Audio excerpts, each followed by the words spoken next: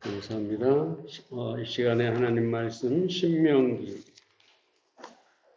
11장에 있는 말씀을 보겠습니다. 신명기 11장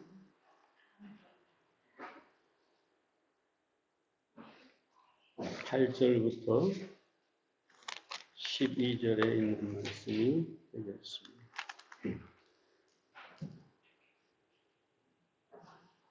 신명기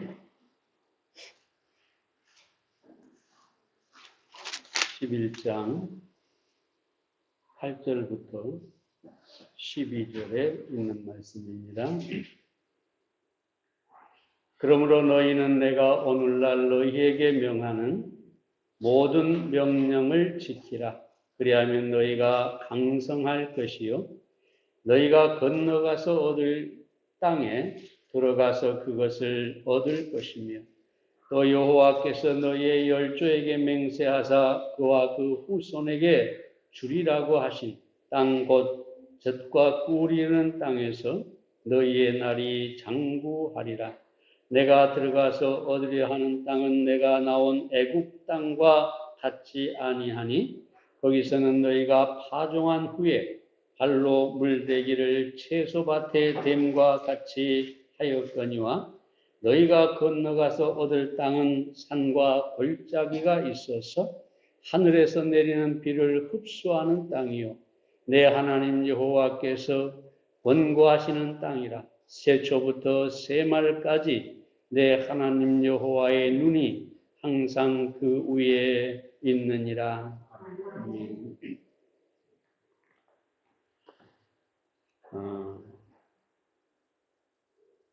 한 젬마의 그림 읽어주는 여자라는 책이 있는데요. 거기 보면 이런 말이 있어요.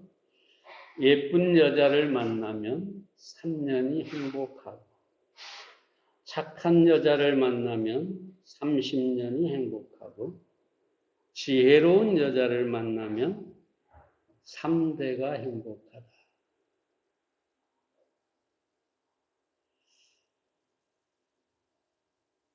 그렇죠? 네. 근데 오늘 저는 여기서 하나님, 예수님을 만나면 영원히 행복하다. 예수님을 만난 사람은 적어도 행복한 사람입니다. 그러니까 여러분 모두가 오늘 아침에 나는 행복하다. 나는 행복한 사람이다. 이 사실을 믿으시기 바랍니다. 오늘 본문에서 모세는 이스라엘 백성들에게 하나님을 소개하고 있지요. 하나님을 섬기고 하나님을 바라보고 하나님을 믿으며 가나안 땅에 들어가서 축복의 삶을 살 것이라고 이스라엘 백성들에게 말하고 있습니다. 그렇다면 이 모세가 오늘 하나님을 어떤 분으로 말씀하고 있습니까? 첫째로 순종하는 자를 번성케 하시는 하나님이시다. 8절과 9절 말씀을 다시 봅니다.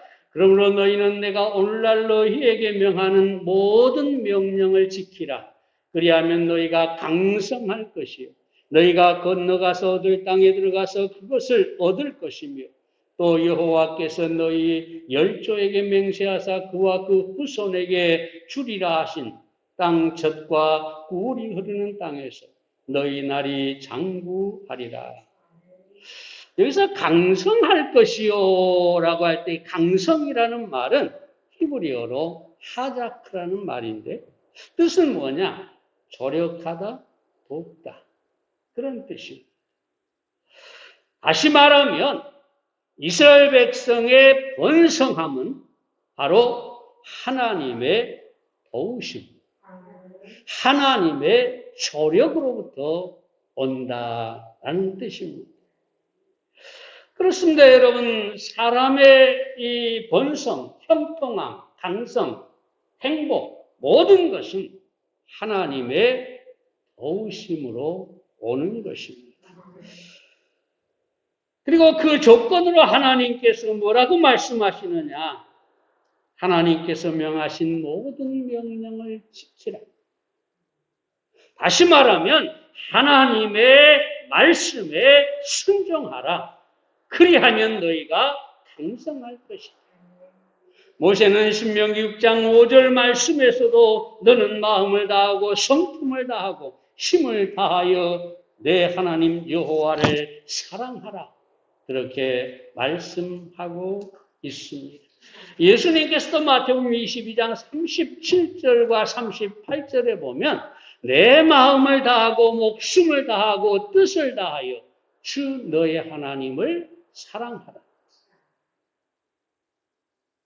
그리고 이것이 크고 첫째 되는 계명이라고 말씀하셨습니다.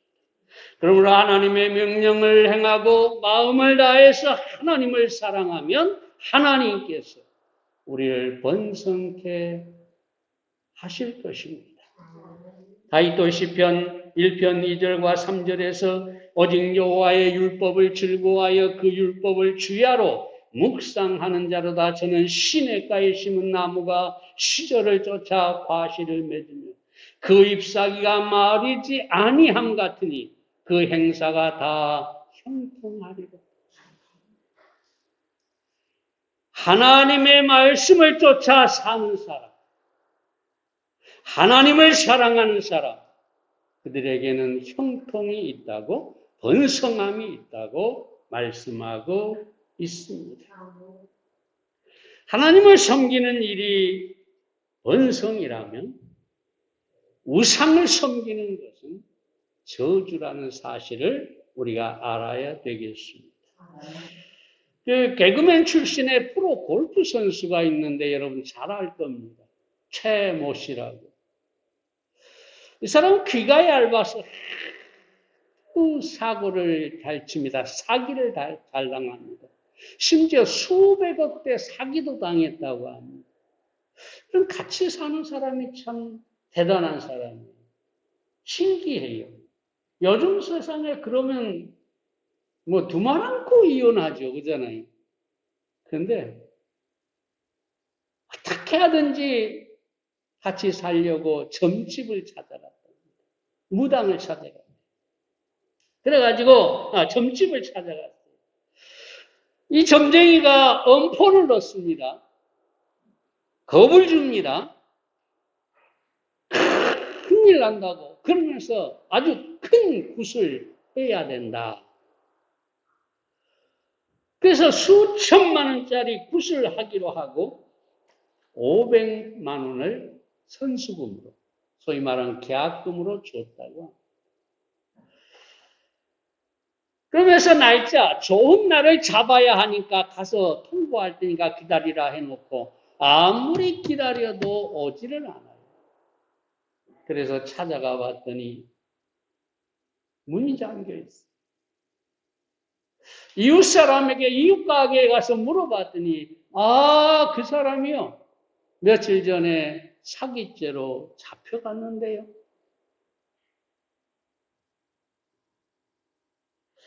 그래서 이 부인이 두말 않고 그 길로 교회를 나가서 하나님을 믿었다고 합니다.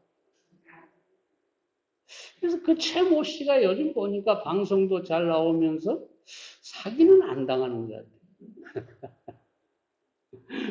우상을 숭배하면 저주지만 하나님을 만나면 형통하고 축복 가운데 살게 되어 있는 것입니다.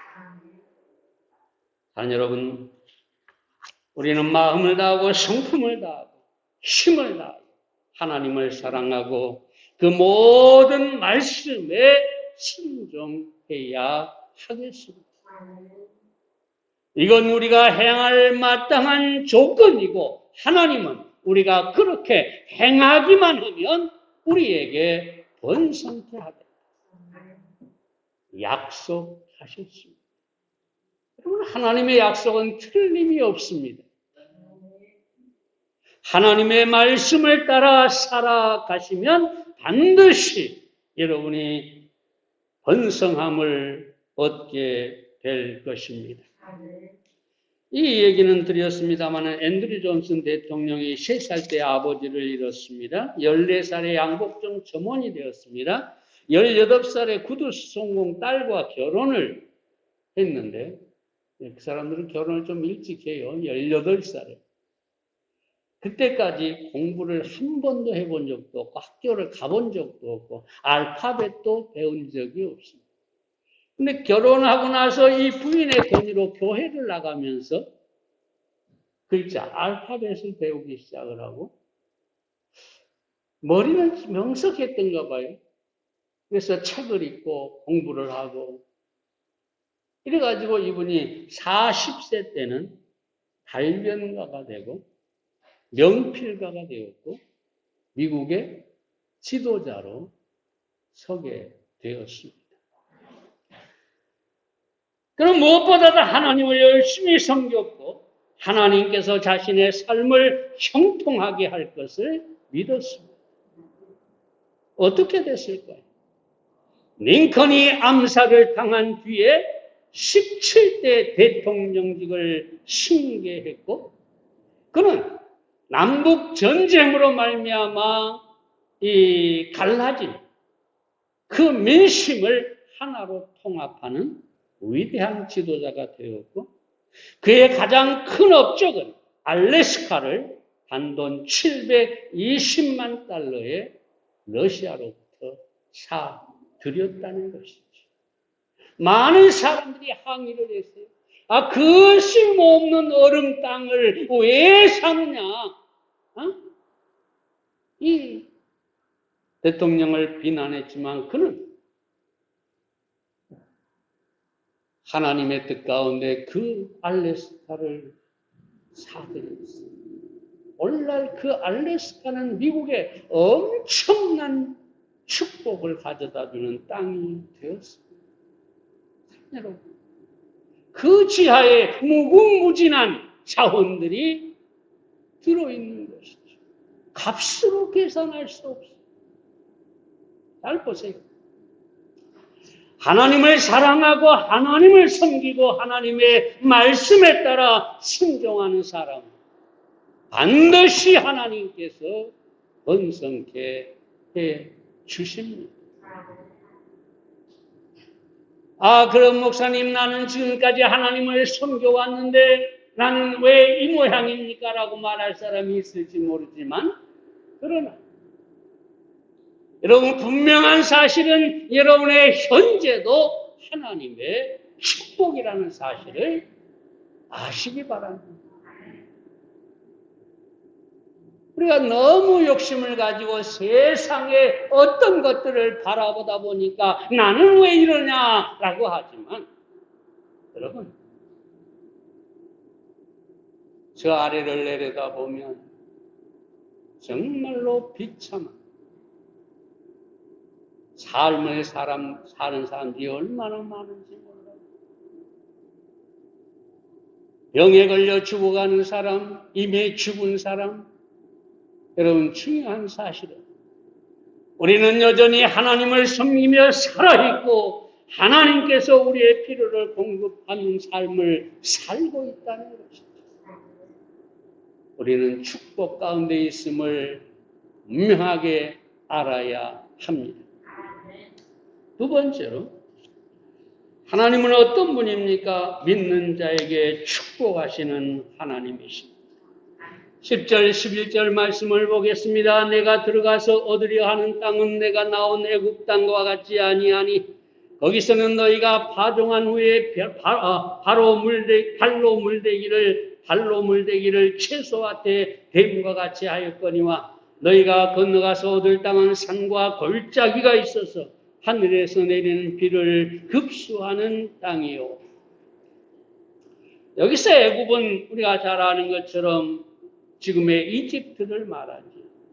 이집트에는 거대한 나일강이 있어요. 그런데 이집트 국토의 90%가 사막, 광야로 되어 있어요. 사람이 살 수 없는 곳이에요. 네. 제가 그 성지순례 갈 때 비행기에서 이집트를 내려보니까 너무 건물거예요. 이 푸른 숲이 없어요. 전부 산이고 들이고 다 검게 되어 있어요. 오직 나일강 그 유역만 파랗게 되어 있는 땅이에요. 그런데 이 나일강은 이집트인들에게 생명이고 마치 젖줄과 같은 것이죠.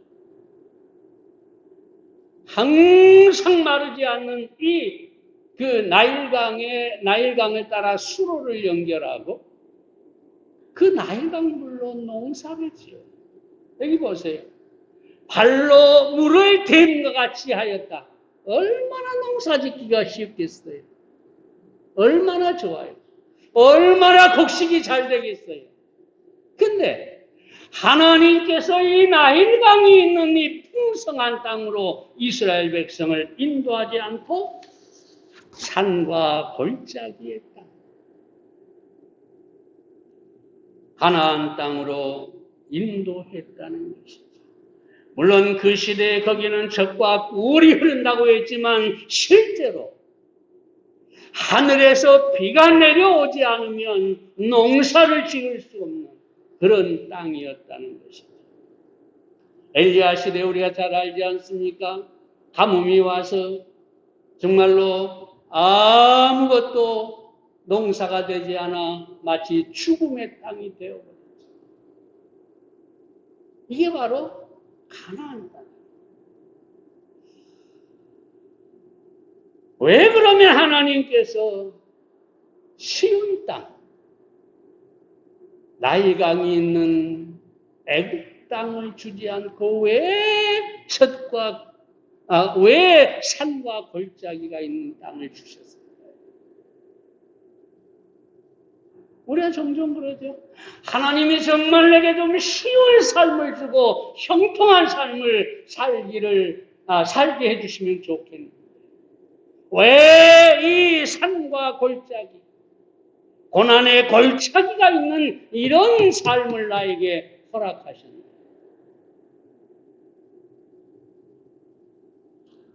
이유가 뭘까요? 하나님을 찾고 하나님을 구하게 하기 위해서. 여러분, 언제 사람이 하나님을 찾을까요? 힘들고 어려운 가뭄이 들었습니다. 뿐만 아니라 진정한 축복은 이 세상에 있는 것이 아니라 보이지 않는 하나님께 있다는 사실을 알게 하기 위해서. 그래서 가나안 땅으로 인도하신 것입니다. 여러분, 세상에는 나일강처럼 정말 그 모든 것이 풍성한 것 같아요. 여러분, 작년인가요? 토지 개발하는 공무원들이 자기들이 책상에 앉아 줄 딱딱딱딱 그어놓고 미리 거기를 다 사가지고 투기를 하고 그 정보를 알려줘서 국회의원이고 정부 요직에 있는 사람들이 다 투기를 하고 또 대장동 요즘 사건 알리지 않습니까? 성남시에 누가 책임 있느냐 서로 싸우고 난리인데 수백억 단위를 챙겼다고 하잖아요. 뭐 국회의원 아들은 4년인가 근무했는데 50억 맞습니까? 받았다잖아요. 보세요. 그냥 발로 물을 싹 대는 것처럼 얼마나 쉬워요.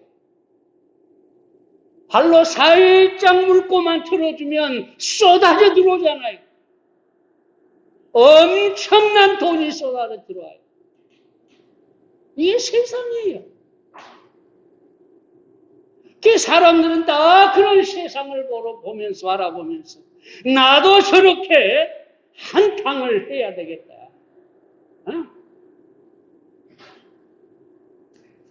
땅 짓고 헤엄치기 같은 것이죠. 여러분. 그러나 여러분 이 사실을 아십시오. 나일강 때로 많은 것을 풍성하게 주지만 때로 엄청난 홍수로 그 땅을 기대고 사는 사람들의 모든 농토를 다 쓸어가 버린다.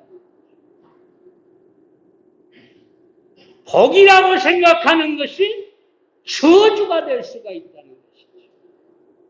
보세요. 와, 부럽다. 50억, 500억, 뭐 1000억. 부럽다. 근데는 분명히 아십시오. 하나님께서 한 번 쓸어버리십니다. 복이라고 생각했던 그 모든 것이 저주로 바뀌어 버릴 것입니다. 그 아들이 50억 받은 사람도 보세요. 국회의원직을 내려놨잖아요. 응?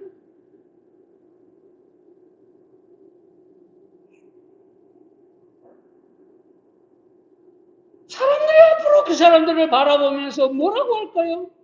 손가락질하죠. 저 도둑놈. 응? 명예고 권세고 다 사라져버린 것입니다.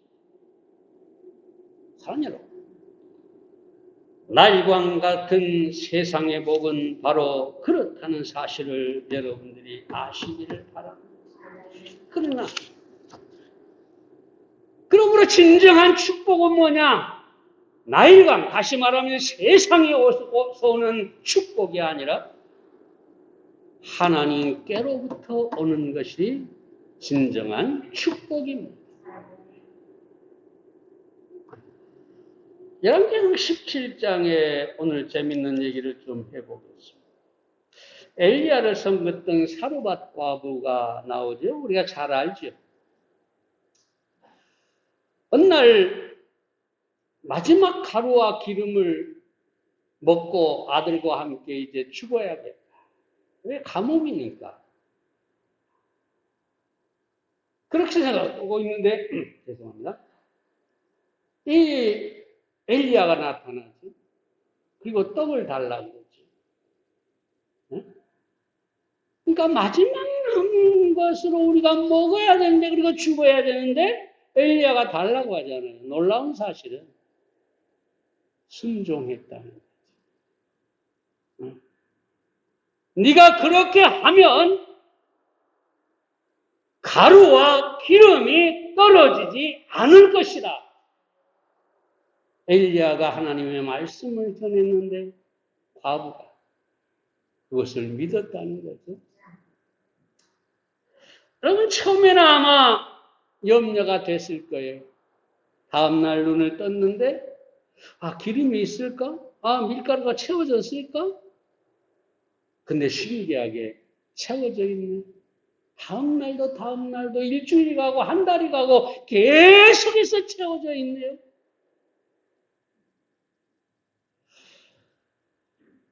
우리는 이럴 때 이렇게 생각합니다. 하나님이 좀 그냥 하늘에서 돈벼락을 내리시든 곡식벼락을 내리시든 한꺼번에 가득 쌓아주시면 얼마나 염려가 없겠냐. 우린 다 그렇게 생각해. 그렇게 구해요. 근데 여러분, 이 사르밧 과부는 가뭄이 끝날 때까지 열왕기상 17장 14절에 보면 통에 가루가 다하지 아니하고 병에 기름이 없어지지 아니합니다. 여러분 뭐가 축복일까요? 나일강에서 엄청난 추수를 했다가 그 다음에 홍수가 와서 싹 쓸어버리는 게 축복일까요?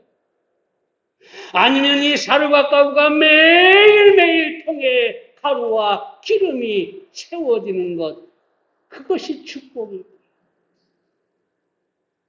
이 사르밧 과부의 축복은 이 밀가루와 기름이 아니라 하나님이었던 것이죠. 하나님이 복이고 하나님이 축복인 것이죠.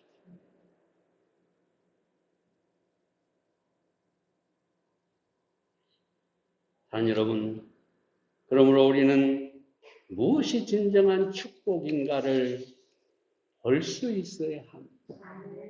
하나님이 우리의 진정한 축복이고 매일매일 일용할 양식을 우리에게 허락하신다면 그것으로 족하고 감사하고, 왜냐하면 그것이 계속해서 우리가 죽는 날까지 하나님께서 그렇게 채우실 것이기 때문에 염려하지 마십시오. 어떤 사람이 축복 가운데 행복하게 사는 사람일까? 좀 많은데 빨리빨리 보겠습니다. 첫째로, 친구의 사업이 성공할 때 마음이 흐뭇하고 성공한 친구를 만나도 셈이 나지 않는 사람이 행복한 사람이요, 하나님의 축복 가운데 사는 사람입니다. 시기와 질투로 요동하는 마음은 행복하지 못해요. 누가 행복하다고요? 친구의 사업이 성공할 때 시기하지 않으려면 하나님이 우리의 복이라는 사실을 알아야 하는 것이죠.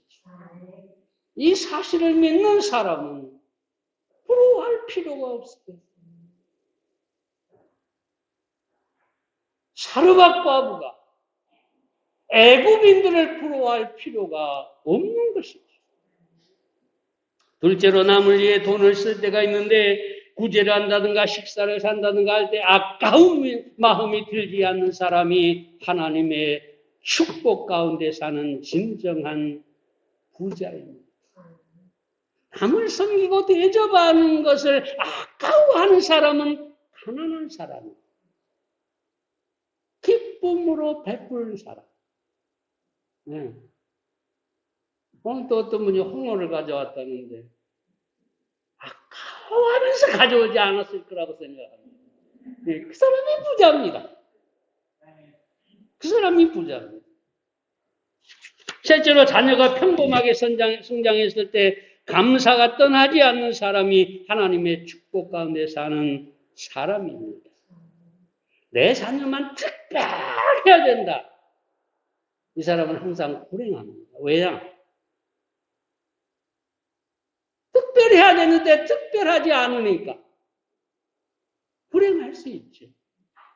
근데 평범하게 건강하게 살아가는 것을 감사할 줄 알아야 돼. 넷째, 좋은 음식, 왕성한 소화력, 가족과 함께하는 식사에 대해 만족하고 하나님께 감사를 드리는 사람은 축복 가운데 사는 행복한 사람입니다. 제가 빠르게 읽겠습니다. 다섯째로, 자연의 아름다움이 눈에 들어오고 새의 노랫소리가 귀에 들리는 사람은 하나님의 축복 가운데 사는 행복한 사람입니다. 계절이 어떻게 지나는지도 모르는 사람은 불행한 사람입니다. 여섯째로, 이만하면 넉넉하고 내 수준에 비하면 분에 넘친다는 자족하는 마음이 있는 사람은 성공한 사람입니다. 자족과 감사는 겸손한 사람만이 가질 수 있는 축복이고 아름다운 덕입니다. 일곱째로, 남을 비판하는 횟수보다 남을 칭찬하고 축복하는 말을 더 많이 하며 사는 사람은 하나님의 축복 가운데 사는 사람. 여덟째로, 과거나 현재를 막론하고 후회에 매이지 않고 미래지향적인 태도를 가지고 사는 사람은 하나님의 축복 가운데 사는 사람입니다. 미래를 소망하는 사람이죠. 아홉째로, 몹시 바쁠 때에도 아무리 절박한 시간에도 하나님을 생각하고 하나님의 향한 일을 우선순위에 두는 사람은 하나님의 축복 가운데 사는 사람입니다. 열째로, 죽음에 대해 언제나 자신감이 있는 사람은 하나님의 축복 가운데 있는 행복한 사람입니다. 죽음이 더 이상 두려움이 아닌 사람은 구원의 확신과 천국에 대한 소망이 분명한 사람이기 때문입니다. 하나님은 우리가 이런 축복 가운데 살기를 원합니다. 그러므로 우리의 진정한 축복은 애굽의 나일강이 아니라 바로 산과 골짜기에서 우리를 도우시고 우리의 복이 되시는 하나님이라는 사실을 여러분이 기억하고 그 하나님을 바라보고 사르밧 과부처럼 많은 것이 없어 매일매일의 은혜 속에서 살아가는 여러분들이 되시기를 바랍니다. 세 번째로 주 앞에 행할 때 눈동자처럼 돌보시는 하나님이십니다. 11절 말씀을 봅니다. 내 하나님 여호와께서 공고하시는 땅이라 새초부터 새말까지 내 하나님 여호와의 눈이 항상 그 위에 있느니라. 본문에 보면 모세는 하나님은 우리를 권고하신다고 그럽니다. 권고는 영어로 케어한다 그 말이죠. 케어. 이라는 보호한다, 돌본다, 강호한다 이런 의미가 됩니다. 하나님은 이스라엘 백성을 보호하시고 가나안 땅에서 돌보실 것이라고 하는데 어떻게 돌보시느냐?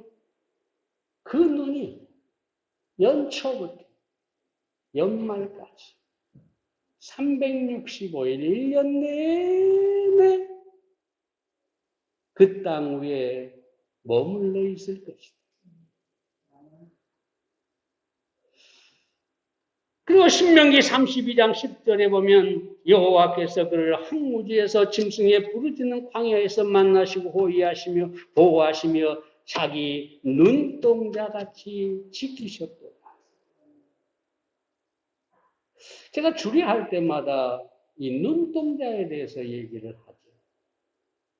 이 눈동자라는 말은 히브리어로 이숀이라는 말인데 문자적인 뜻은 눈 속에 있는 작은 사람이라는 뜻입니다.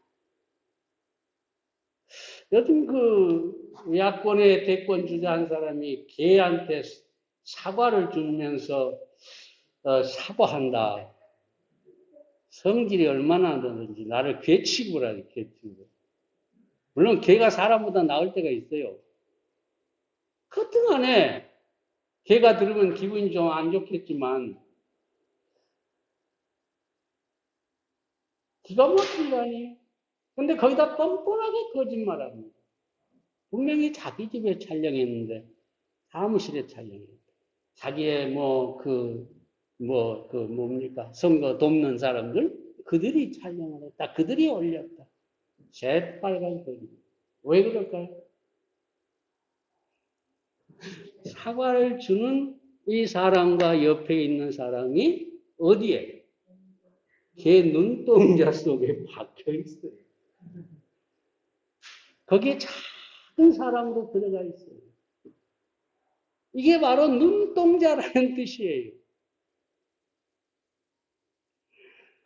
하나님께서 1년 365일 자기 백성을 바라보고 계시기 때문에 하나님의 눈에 그 모든 백성이 작은 사람으로 들어가 있다는 뜻입니다. 근데 뭐가 염려가 될까요? 하나님의 눈 속에 내가 있는데 그 눈동자처럼 나를 보호하시는데 나를 돌보시는데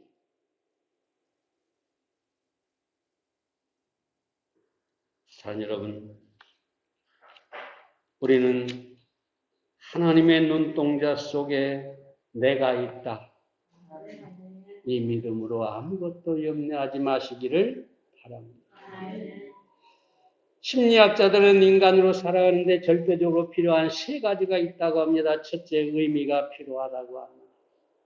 사람은 소나 돼지처럼 단순히 먹고 사는 동물이 아니고 살아있는 이유가 있고 뜻이 있어야 된다는 것이죠.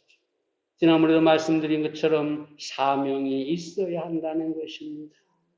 사람이 자신의 의미를 알 때 비로소 자기의 존재 가치를 알고 살아야 할 이유가 있는 것이죠.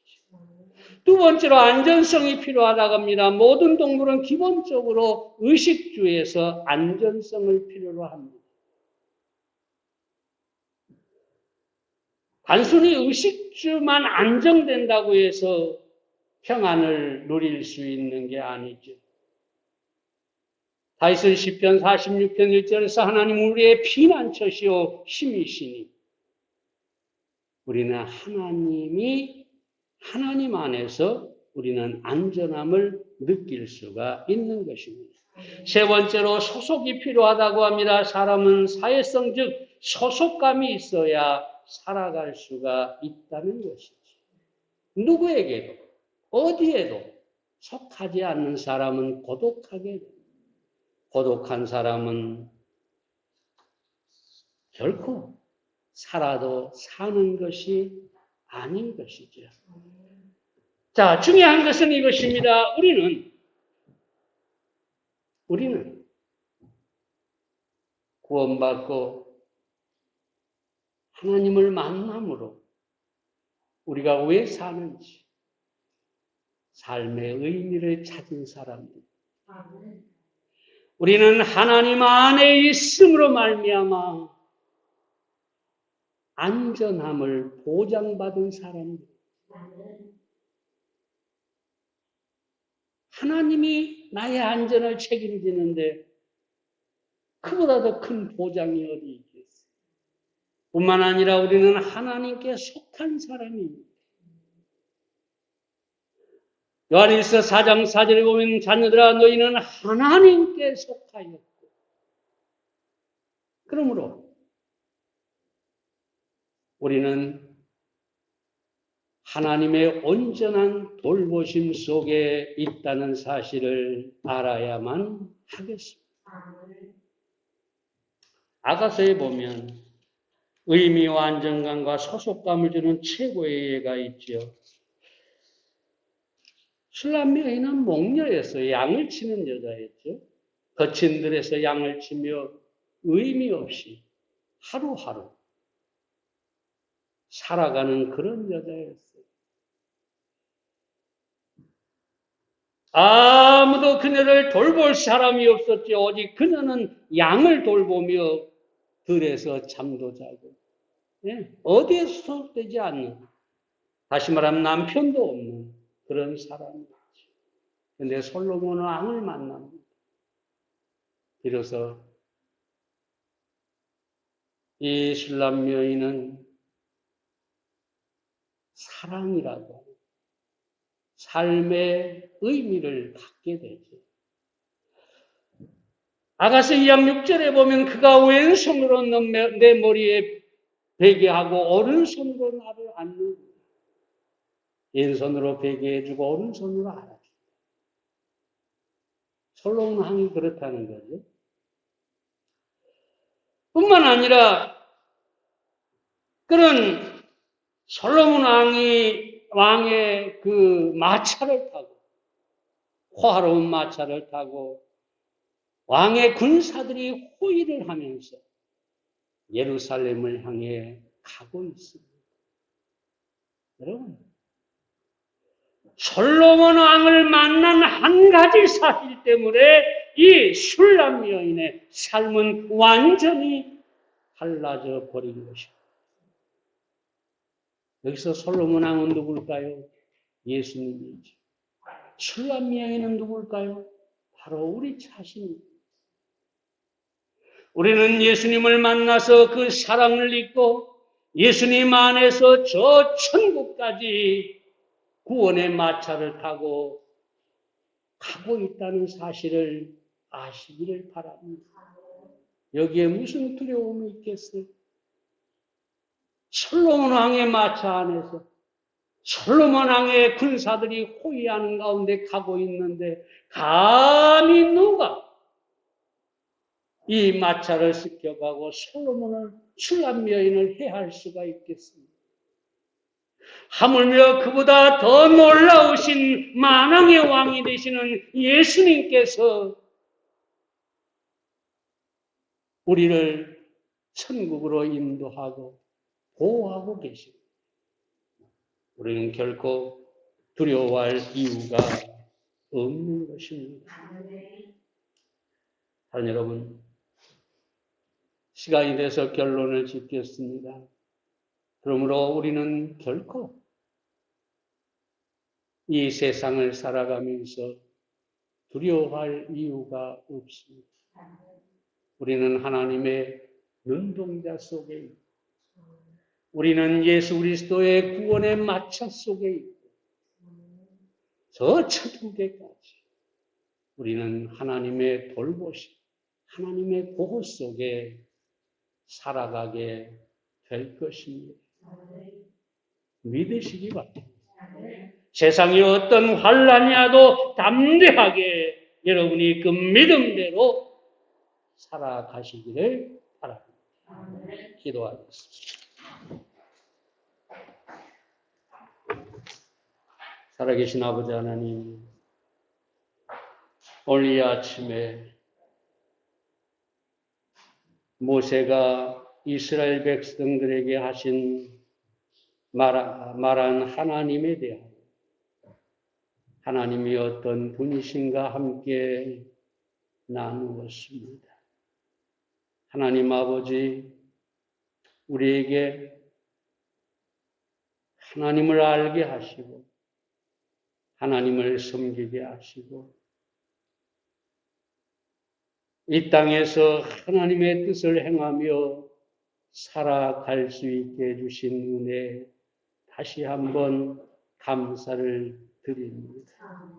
우리의 삶이 어떠하든지 간에 하나님께서 우리의 복이라는 사실을 알게 하시고 그 하나님의 온전한 돌보심 속에 우리가 살아가고 있다는 사실을 믿고 하나님 아버지 어떤 일에도 두려워하지 않게 해 주시옵소서. 솔로몬 왕의 마차 속에서 솔로몬과 함께 술람 여인이 예루살렘을 향해 가는 것처럼 우리가 주 안에서 주님과 함께 동행하며 기뻐하며 주님 진정으로 행복한 삶을 살아가는 우리가 되도록 우리의 심령과 믿음을 축복해 주시옵소서. 주님 손에 맡겨드리고 예수님의 이름으로 기도에 싸움나이다.